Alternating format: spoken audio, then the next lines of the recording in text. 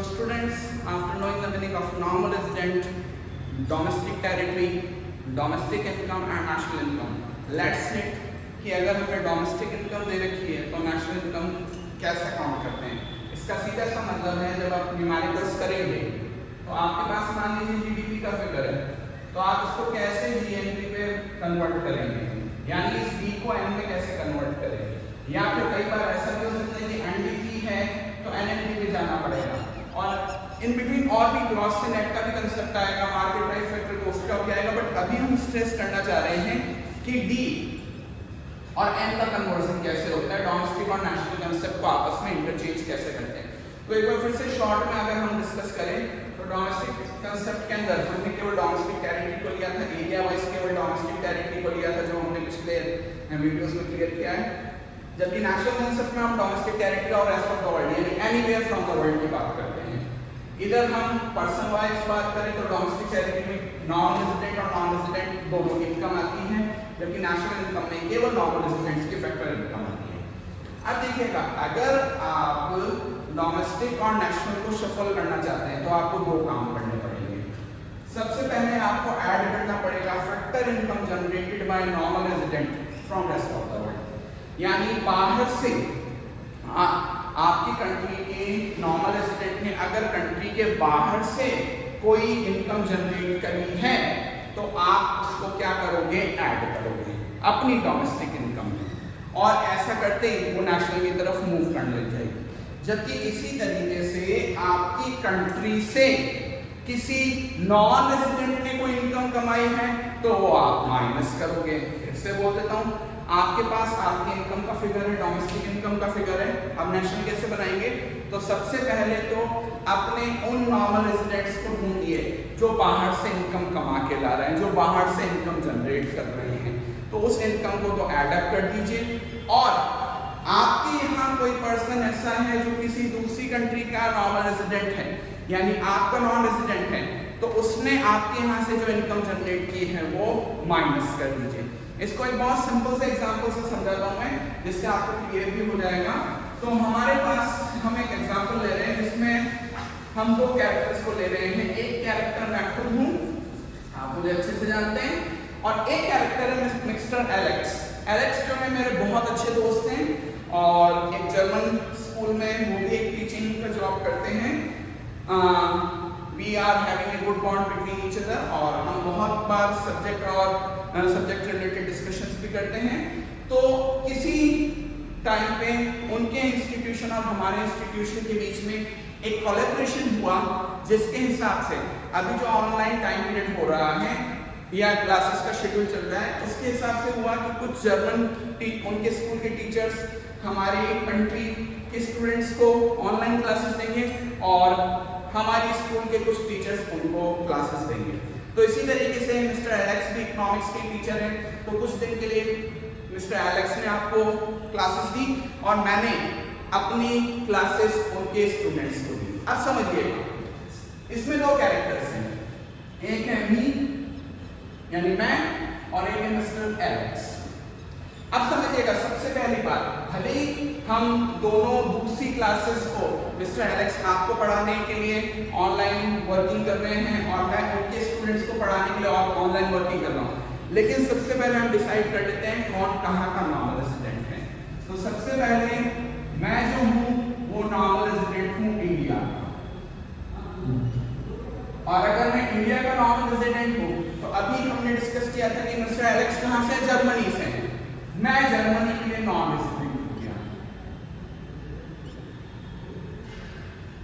मैं जर्मनी के लिए नॉन रेजिडेंट हो गया।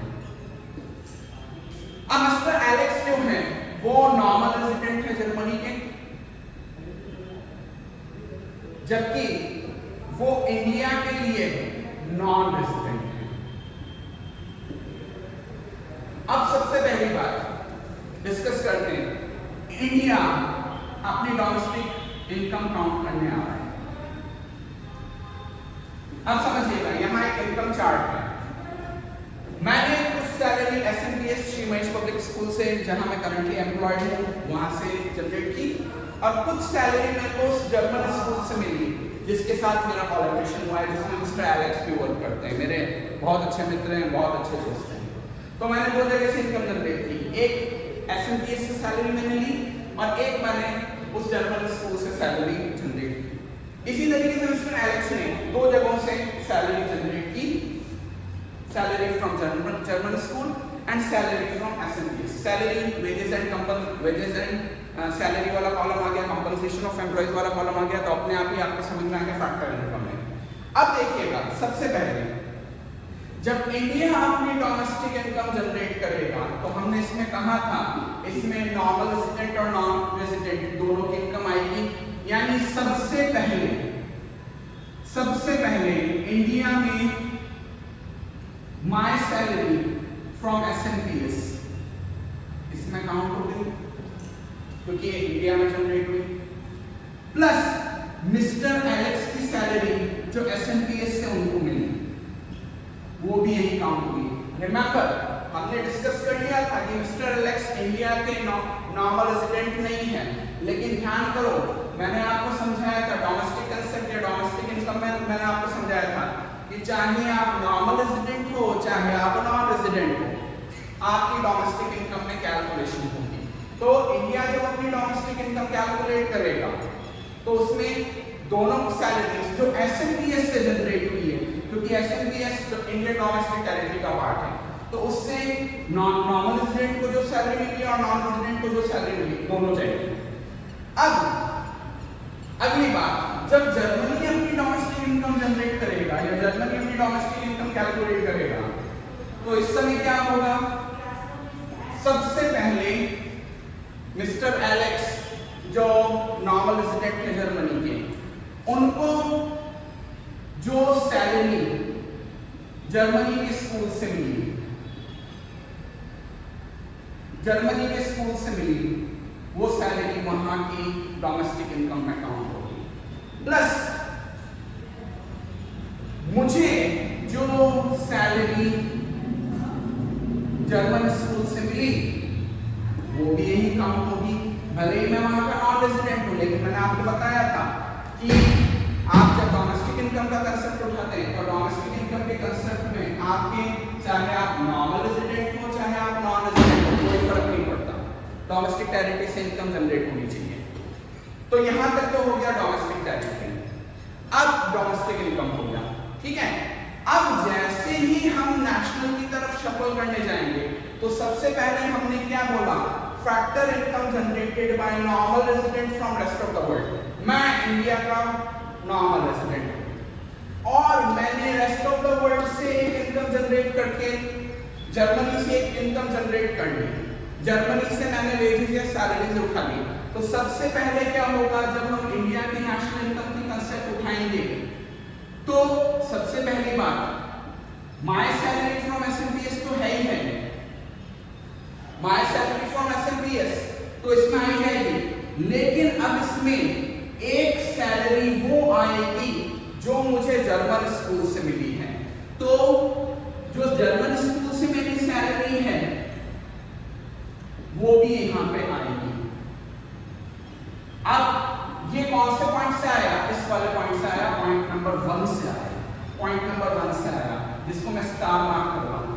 पॉइंट नंबर 1 जो स्टार मार्क हमने किया उसमें हमने देखा था कि factor income generated by normal resident from rest of the world. मैं इंडिया का नॉर्मल रेजिडेंट, मैंने रेस्ट ऑफ द वर्ल्ड से इनकम जनरेट की, ये मेरे लिए रेस्ट ऑफ द वर्ल्ड हो गया। तो यहां से मैं इनकम जनरेट कर रहा हूं वो इधर ऐड हो जाएगी। इसी तरीके से जो जर्मनी नेशनल इनकम कैलकुलेट करेगा, जब जर्मनी अपनी नेशनल इनकम कैलकुलेट करेगा तो सबसे पहले तो उनके एलेक्स की सैलरी फ्रॉम जर्मन स्कूल, उसके बाद एक चीज और वो करेगा कि मिस्टर एलेक्स जो वहां के नॉर्मल रेजिडेंट हैं उनको रेस्ट ऑफ द वर्ल्ड से एसएनपीएस से जो सैलरी कैलकुलेट हुई है वो भी इस जगह पर आएगी। तो एलेक्स की सैलरी फ्रॉम एसएनपीएस वो यहां पर आएगी, ये प्लस होगा, ठीक है। ये दोनों कंट्रीज ने पहला वाला क्लॉज लगा दिया। अब हम ये भी देख रहे हैं कि मिस्टर एलेक्स ने एसएनपीएस सैलरी उठाई थी। तो जब हमने ये सैलरी उनको एसएमपीएस वाली सैलरी जर्मनी की नेशनल इनकम में कैलकुलेट हो रही है, तो इसका मतलब वो इंडिया की नेशनल इनकम में कैलकुलेट नहीं हो पाएगी। यानी हम इस सैलरी को अपने यहाँ से माइनस करेंगे। ये देखिएगा, ये वाली सैलरी एलेक्स की सैलरी यहाँ पर एडअप हुई है, तो इसका मतलब इसको हम अपने यहाँ से माइनस करेंगे। Alex salary from SNPS. तो वही मेरी सैलरी जो जर्मन स्कूल से आई है, यहाँ पे जिसको हमने ऐड किया था, उसको जर्मनी अपने क्लॉज में से माइनस करेगा। My salary from German school. यानी जिसको मैं ऐड करना चाह रहा हूं वो दूसरा कंट्री उसको माइनस करना चाह रहा है, और जो मैं माइनस करूंगा वो उसको ऐड अप कर लेंगे। ये होता है डोमेस्टिक से नेशनल जाने का कंसेप्ट। इस पूरे कंसेप्ट को हम शॉर्ट में net factor income from abroad कह सकते हैं, NFIA के नाम से जाना जा सकता है।